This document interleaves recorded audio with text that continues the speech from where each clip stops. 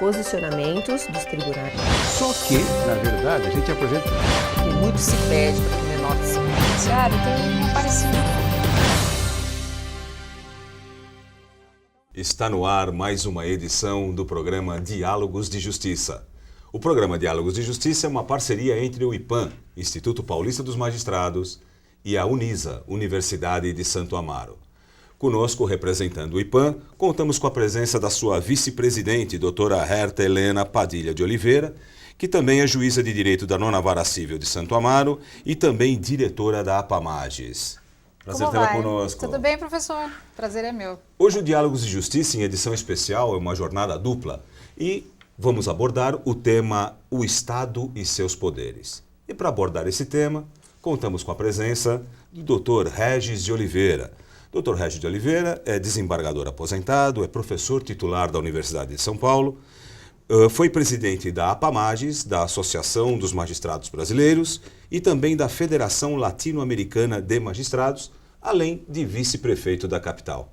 Como vai, doutor? É um prazer tê-lo conosco. Prazer grande estar aqui, junto com a doutora Herta, com você. Prazer grande. Da mesma forma, nos sentimos bastante honrados com a sua presença. Obrigado. Doutor, já abordando o tema o Estado e seus poderes, em linhas gerais, como é que podemos definir hoje uma situação do Estado em relação aos seus poderes? Como que o doutor colocaria? Normalmente se coloca da seguinte forma: o Estado tem três poderes, ou três órgãos de exercício de poder. O poder é um só, né? O poder é a possibilidade que alguém tem de invadir a esfera jurídica do outro. E são três órgãos que o exercitam: o judiciário, o legislativo e o executivo. Só que, na verdade, a gente apresenta isso como poderes formais. Hoje, duas outras entidades já adquiriram o chamado status de poder, que são o Ministério Público e os Tribunais de Contas. Porque eles também já criam obrigações, eles também já podem intimar as pessoas para comparecer. Veja aí o papel que o Tribunal, que o Ministério Público está tendo na sociedade moderna, né? Muito forte, muito intenso. Então, eu já não posso falar que são três poderes do Estado. É verdade que a nossa Constituição diz, são poderes do Estado, legislativo, executivo e judiciário. Mas isto já é uma fase superada. Ao lado destes poderes chamados formais, nós temos os informais, que é o que está por trás disso tudo, não é? Quer dizer, o que pressiona isso? O que leva o legislativo, por exemplo, a aprovar um determinado projeto de lei? É alguma entidade que está por trás. É uma associação de classe, é um sindicato, é um movimento sem terra. Isso tudo são o que a gente rotula de poderes informais, que estão por trás dos poderes formais e envolvem a modificação de projetos de lei, de emenda constitucional e tudo isso. Então, nós já não podemos mais falar simplesmente, como era no passado, os poderes formais do Estado. Já Entre mudou esses poderes, podemos colocar também o poder econômico também? Poder econômico, com certeza absoluta. O poder econômico é o que mais... O poder da agricultura, o poder dos empresários, tudo isso aí é o que movimenta hoje, vamos dizer assim, o Estado. Temos que separar um pouquinho o Estado dos governantes, né? O governante, esse mais do que nunca, é premido pela realidade social. Eu me lembro bem, e eu sempre insisto nisso, todo mundo lembra, quando Luís XIV falava o seguinte: o Estado sou eu, l'état c'est moi. É uma grande expressão, famosa expressão tal. Isso é de uma realidade total. Quando eu falo, isso é uma situação histórica, passada, não é não. Porque quem manda, na verdade, é alguém que está aí de posse da chefia do poder, digamos aqui, é a presidente da República hoje, só que ela é a voz que faz as coisas. O que está por trás dela é que manda realmente. Ou é o ministro de Estado da Fazenda, é o ministro de Estado não sei do quê, é o conselheiro, é o que assopra na orelha dela. Ela é a voz que diz a coisa, que determina. Mas a estrutura toda de mando está atrás. Então eu tenho feito muita análise, modernamente, análise do que eu rotulo as paixões do Estado, as paixões no direito. Tem um trabalho escrito sobre a paixão no direito. Um dia eu escrevi um trabalho muito interessante chamado O Direito Apaixonado. E aí todo mundo me ligou, você está inventando moda, não sei o que, mas é verdade. O direito, outra coisa não representa, senão a confluência das paixões, de todos nós. de pressão de todo mundo. E o que existe na realidade é um jogo brutal de busca de poder financeiro, de busca de poder político, de falsidade, de manha, de confusão. E você pega aí um dos grandes, o chamado bardo inglês, né, o Shakespeare, que escreveu peças notáveis, maravilhosas, sobre o conflito dos poderes. E quem assiste à peça Macbeth que ele escreveu, vê o que está por trás do poder. Quer dizer, o jogo da paixão, o jogo dos confrontos de interesses.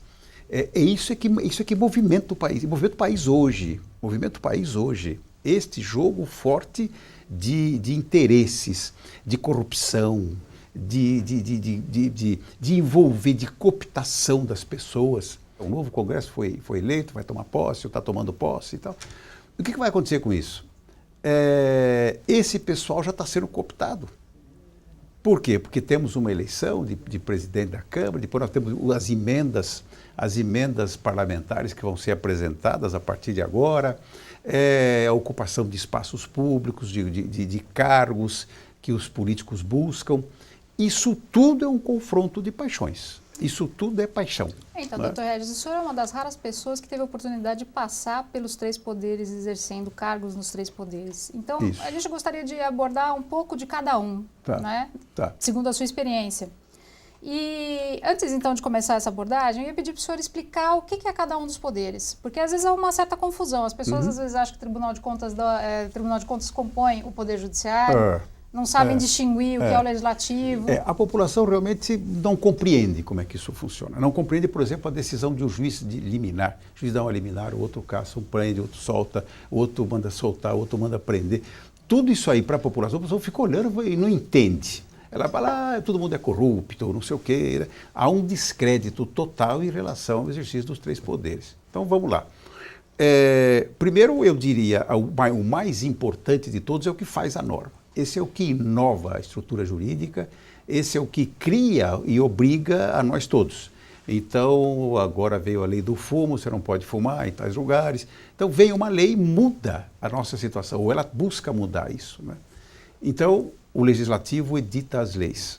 Só que ele o faz por formas as mais complicadas possíveis. Um grande autor alemão, né, um profissional alemão disse, né, se a população soubesse como eram feitas as salsichas na Alemanha e também as leis, ela não comeria mais salsicha e reprovaria todas as leis. Porque realmente as coisas são feitas, o que vale é o que está por fora, né, o que está por trás. Então o legislativo implanta as leis. Cabe ao executivo executar as leis, o próprio nome é isso. Sobre o executivo, doutor, estamos encerrando o nosso primeiro bloco. Eu gostaria que o senhor abordasse no nosso segundo bloco. Perfeito. Estamos encerrando o nosso primeiro bloco. Dentro de instantes voltaremos com o Dr. Regis de Oliveira, abordando o Estado e seus poderes. Fique conosco, já retornaremos. Os posicionamentos dos tribunais. Só que, na verdade, a gente apresenta... E muito se pede para que o menor do judiciário tenha aparecido.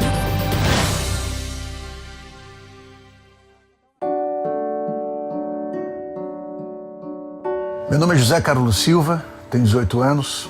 Eu adoro tocar guitarra e andar de skate com meus amigos. Minha mãe me chama de Zeca e eu confio muito nela. Ela sabe tudo sobre mim. Tudo mesmo. Ela sabe que eu quero ser um doador de órgãos. Na verdade, toda a minha família sabe disso e todos me respeitam. Disso eu tenho certeza. Eles entendem que eu quero ajudar outras pessoas, mesmo quando eu for embora. E eu sei que se for preciso na hora certa, eles vão falar por mim e vão saber o que fazer. Os órgãos do José Carlos puderam salvar outras vidas, graças a uma conversa e uma linda decisão baseada em respeito, confiança e amor. Seja também um doador de órgãos e lembre-se de avisar a sua família sobre esse desejo. Sua família é a sua voz.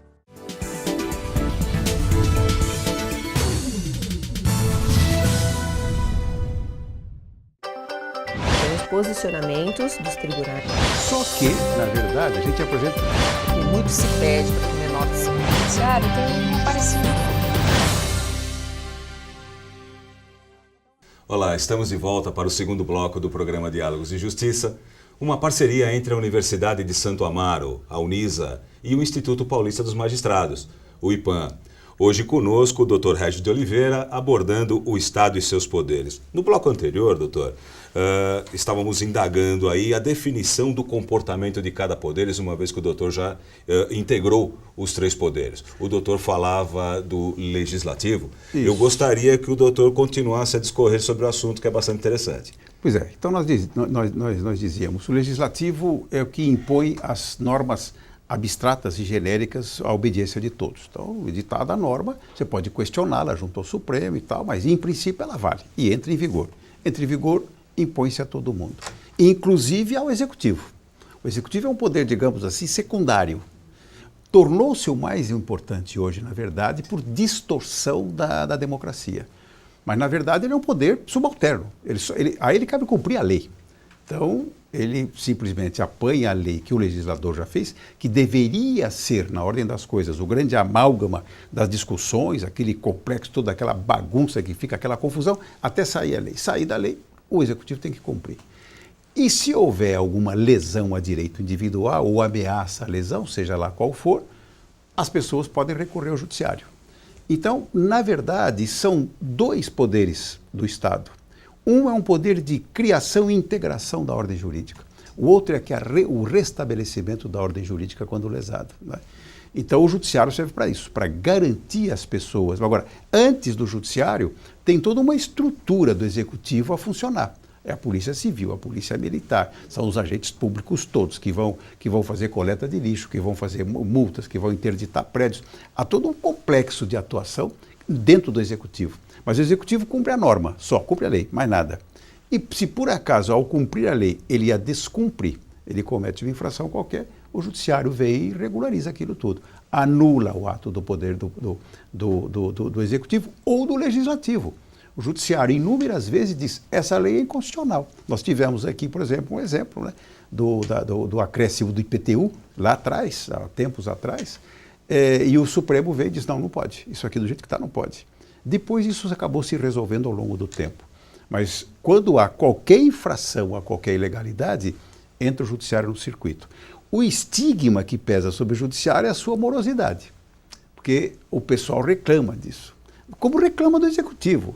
Hoje, para você vai a um centro de saúde, por exemplo, a uma UBS, vai tentar ser atendido lá. Você não consegue, né? Ou vai conseguir depois de muito tempo.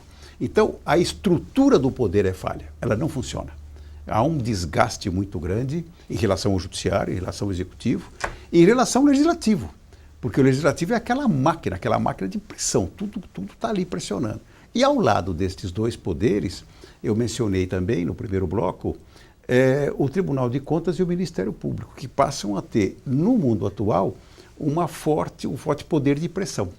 Né? Eles também conseguem ter dispositivos de invadir a nossa esfera jurídica. O Tribunal de Contas a todo instante está aplicando sanções a prefeitos, a vereadores, está rejeitando contas, o que implica na não elegibilidade dos agentes políticos. Então tem uma atuação muito forte.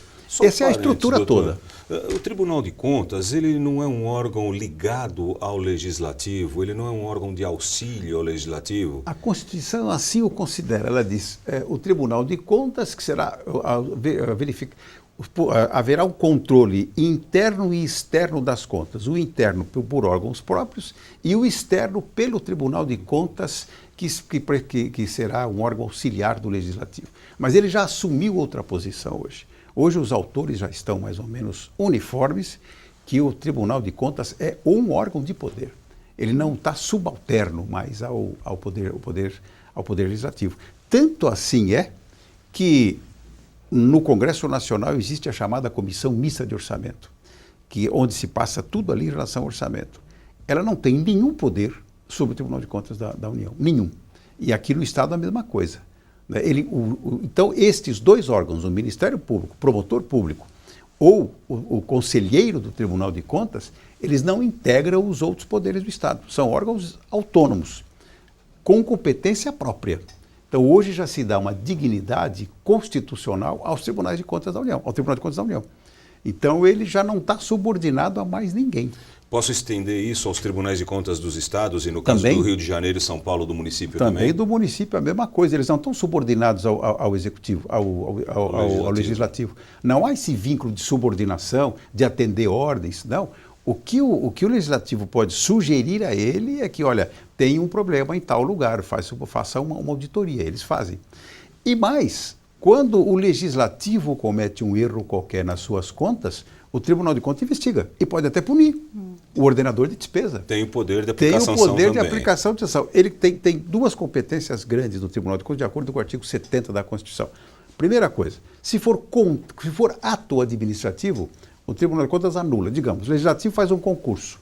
O concurso faz de forma errada. O Tribunal de Contas vem e anula o concurso. Anula o edital de publicação. Eles podem fazer isso, anular. Quando é contrato administrativo, e são esses contratos gigantes que ocorrem, o Tribunal de Contas, detectado um vício, ele comunica ao agente, olha, há um vício nesse contrato, nas despesas. Passados 90 dias, se não for tomado nenhuma providência, ele pode suspender. Então vejam que há uma independência total, uma autonomia entre os dois órgãos, e um não está subordinado ao outro. O tribunal, o Poder Legislativo não pode, por exemplo, retirar do Tribunal de Contas uma competência qualquer que está sendo exercida. Não tem competência para isso. Pode fazer controle de constitucionalidade também. Também pode fazer o controle de constitucionalidade, mas o Judiciário pode rever isso depois. Ah, perfeito. A última palavra é sempre do Judiciário, que restaura ou não a ordem jurídica, né? A palavra final é do Judiciário. Por isso é que as coisas funcionam. Quer dizer, ou não funcionam. Ou deveriam funcionar, né? Deveriam, né? Esse é que é o problema. Estamos encerrando nosso segundo bloco. Dentro de instantes retornaremos com Diálogos de Justiça. Continue conosco. Tem os posicionamentos dos tribunais. Só que, na verdade, a gente apresenta... E muito se pede para que o menor se... Judiciário tem um parecido.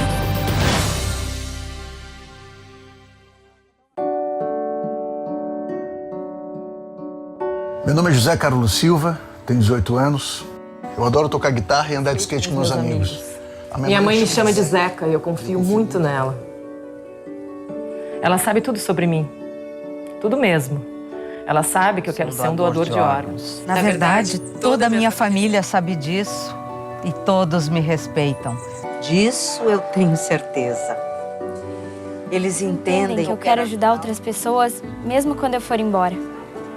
E eu sei que se for preciso na hora certa, eles vão falar por mim. E vão saber o que fazer. Os órgãos do José Carlos puderam salvar outras vidas, graças a uma conversa e uma linda decisão baseada em respeito, confiança e amor. Seja também um doador de órgãos e lembre-se de avisar a sua família sobre esse desejo. Sua família é a sua voz.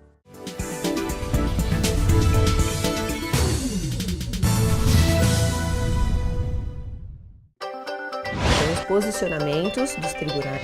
Só que, na verdade, a gente apresenta... E muito se pede para que o menor se... Judiciário tem um parecido. Estamos de volta com o nosso terceiro bloco do programa Diálogos de Justiça, que é uma parceria entre o IPAM, Instituto Paulista dos Magistrados, e a Unisa, Universidade de Santo Amaro.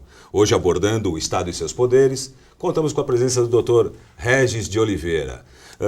Aqui no intervalo do bloco, a doutora Herta levantou uma questão bastante interessante. Eu vou passar a palavra para que a senhora formule a pergunta. O senhor falou do judiciário, falou que o que pesa contra o judiciário é a morosidade. A gente sabe que essa morosidade está relacionada com a quantidade de recursos também que as partes dispõem. Existe alguma razão histórica para que existam tantos recursos? Ou qual é a resistência que as pessoas têm em aceitar uma decisão, por exemplo, com uma decisão de primeiro grau e o primeiro julgamento com os desembargadores da Câmara decidindo? Quer dizer, o que faz com que as pessoas tenham tanta resistência? Eu vou fazer uma retrospectiva antropológica aí, né? Quando a doutora tem filhos, então o que acontece? Quando o pai chegou, o filho quer alguma coisa, o pai fala, não pode. O que ele faz? Ele subrepticiamente vai falar com a mãe, para ver se ele está recorrendo e procurando a reforma da decisão. Aí a mãe fala, não, realmente não tem como, né? Mas aí tem um avô ou uma avó E aí vai para recurso extraordinário para falar com o avó, no STJ ou no Supremo, né? E aí pronto, o avôzinho, imagina, que isso, filho, netinho faz e tal. É natural das pessoas que elas não se conformem com um não. Ninguém quer um não, ninguém quer ouvir um não. Você fala, por exemplo, com um drogado, você vai falar para ele, não pode, o cara não se conforma, ele quer, ele vai atrás daquilo. Eu diria que é instintivo da pessoa não se conformar com um não nunca. Isso tem na psicanálise e também na filosofia, é muito comum que as pessoas não aceitem nunca um não por resultado. Eles sempre buscam a reforma daquilo. Bom, a partir daí, então, isso retrata mais ou menos o que são as pessoas, né, os seres humanos. Vem uma decisão qualquer, eu não aceito aquela decisão, então eu quero recorrer. E aí nós criamos aqui, a nossa origem é lusitana, né? Então nós criamos todo esse complexo de formalidade que existe. Então ninguém quer saber de uma decisão, porque todo mundo acha o seguinte, o juiz está comprado. Por que todo mundo acha que o juiz está comprado? Porque ele perdeu. Claro, quando ele ganhou, não, que juiz beleza, né? O juiz é ótimo. Quando vai para o tribunal, é a mesma coisa. O relator deu a favor dele, os outros dois não deram. Eu sabia, eles compraram os outros dois. É sempre assim. Então, o juiz tem sempre 50% de prejuízo no seu comportamento ético. Tem corrupção? Claro que tem corrupção. É ser humano que está no circuito. Então, o judiciário tem problemas. Claro que tem problemas financeiros, né? Nós tocamos nesse assunto também. O que acontece com isso? O Estado não tem interesse em ter um judiciário forte. Não tem, porque ele quer um judiciário fraco, porque para o judiciário não aborrecer.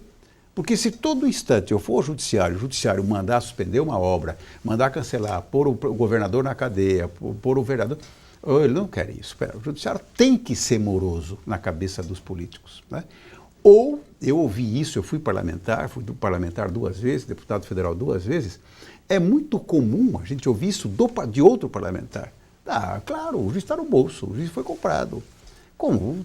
Então você compra todo um conjunto de juízes, né? E é coisa louca, mas essa é a reação inicial que se tem. Agora, o judiciário convive com um estigma que realmente é a morosidade, né? Isso aí é inafastável do judiciário por força da nossa origem lusitana. Eu suponho isso, já faz tempo, mas as pessoas querem sempre ter um recursinho a mais, ela sempre não se conforma com aquilo, o advogado quer, então cria-se um princípio de que o recurso é absolutamente... Ninguém se conforma com a decisão de segundo grau, que deveria ser isso. Se a justiça é do Estado, a decisão acaba no Estado. Não tinha que haver um outro órgão superior a rever isso tudo. Isso é um desatino, né, na verdade. Então, primeiro, não há interesse em dar recursos para o judiciário. E como é que ocorre isso em termos orçamentários? O judiciário faz o seu próprio previsão orçamentária. E encaminha isso ao presidente da República. O presidente, então, tem que fazer o quê? Ele tem lá suas limitações de verba. Ele tem que pegar, olha, eu não posso dar o que o judiciário quer, então eu vou fazer uma outra proposta, mas encaminha para o legislativo a proposta do executivo para o judiciário e a proposta que o judiciário apresentou.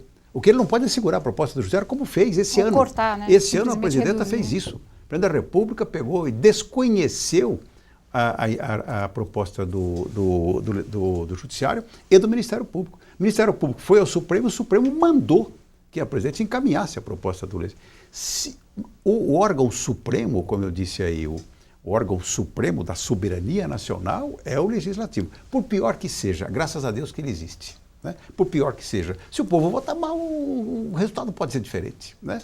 E deveria haver uma outra forma que a gente pode debater sobre a possibilidade das pessoas chegarem lá, mas isso já foge um pouco da nossa análise aqui. A verdade é que o legislativo tem milhares de problemas também ali, então a presidente da República tem que encaminhar os 2 projetos. E dentro da Casa Congressual é que se discute isso. Agora, quem manda na Casa Congressual hoje é o Executivo. O Legislativo, praticamente como poder político, não existe mais. Ele está absolutamente emasculado, corrompido. Então não funciona mesmo.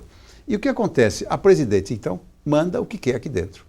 É claro que quem vai prevalecer é o quê? A proposta do Judiciário ou o que ela mandou? A que ela mandou.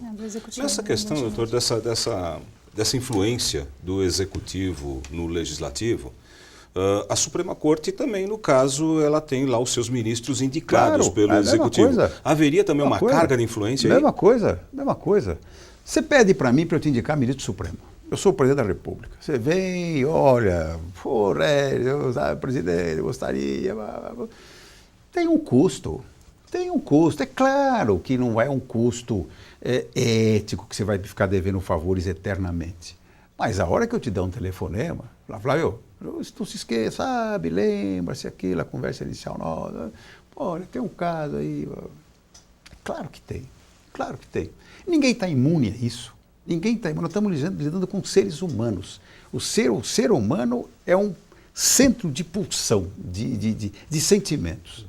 Ele não pode ficar fora, ele não é pedra, ele vai agir, ele não é robô também, ele obedece a sentimentos, obedece a afetos. Né?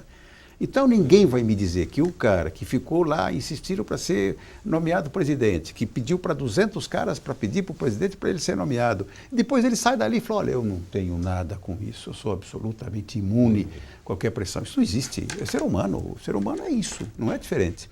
Ele tem que compreender isso também.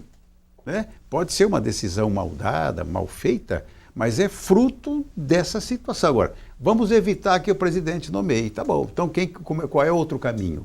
Você pode ter uma indicação, por exemplo, dos próprios juízes, uma indicação da Ordem dos Advogados, indicação do Ministério Público, indicação da Câmara dos Deputados, do Senado da República. Você pode fazer um misto disso. E também pode ser a via do concurso?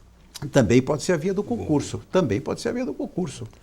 Você pode abrir um concurso para ser ministro supremo, sem problema. Dr. Regis de Oliveira, infelizmente o nosso tempo esgotou. Foi um prazer tê-lo conosco. Prazer foi meu. Uma entrevista muito proveitosa. Eu não tenho dúvida de que o nosso público gostou bastante. Tanto é que o senhor fica aqui convidado para uma próxima entrevista para continuarmos esse tema tão palpitante.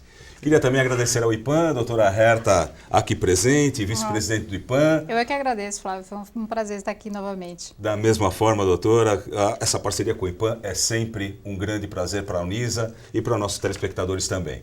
A você, telespectador, o nosso abraço, o nosso muito obrigado e até o próximo Diálogos de Justiça. Tem os posicionamentos dos tribunais. Só que, na verdade, a gente apresenta...